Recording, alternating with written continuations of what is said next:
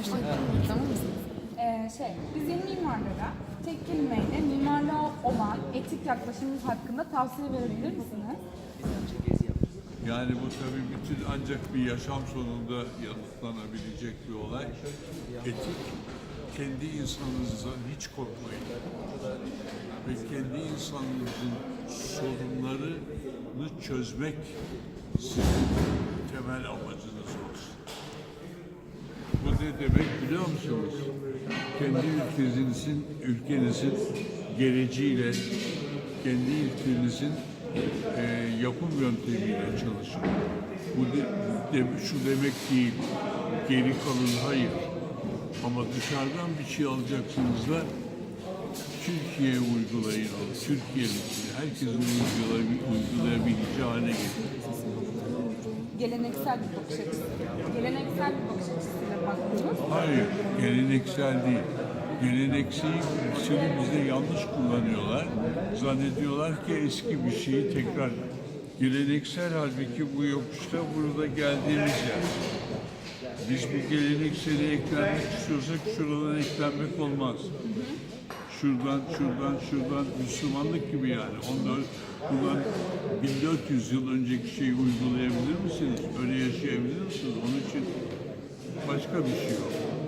Gelenekseli ancak çağdaş olmakla eklenir.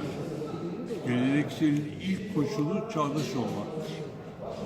Peki 60'lı 70'li yıllara kıyasla mimarlıkta teknolojik gelişmelerinde etkisiyle ahlaki değerlerin değişimini nasıl değerlendiriyorsunuz?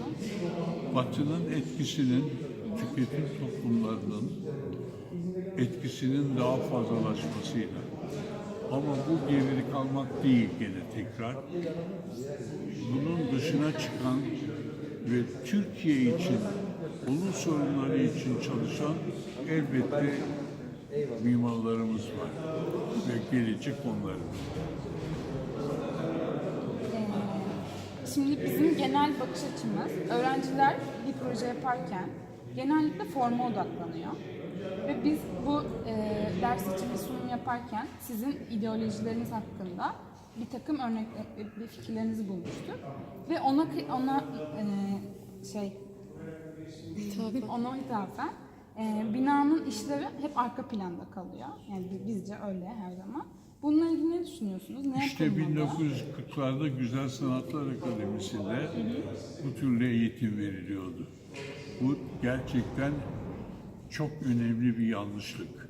Burada Nazım Hikmet'in kitabı var.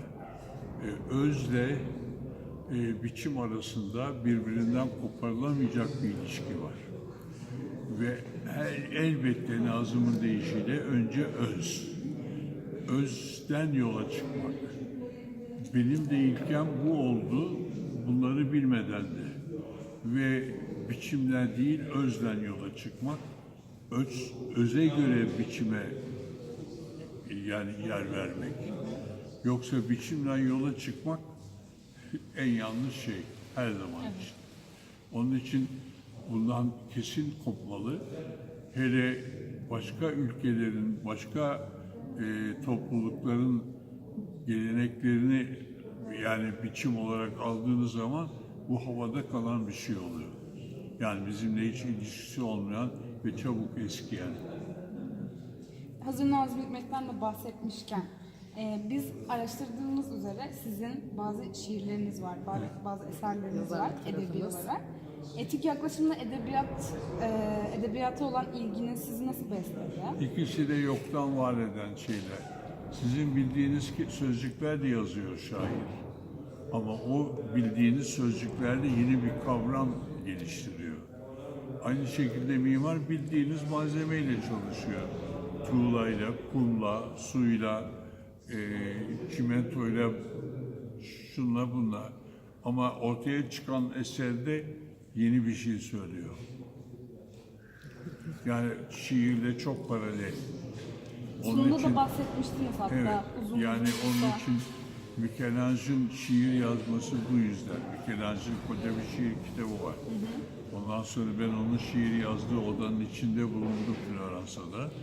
Gerçekten onu duyumsamaya çalıştım. Başka türlü olamazdı da. Biz sizi daha fazla yormayalım. Evet, bence. biz Peki. Çok teşekkür memnun ederiz. olduk. Peki, Bir ben- küçük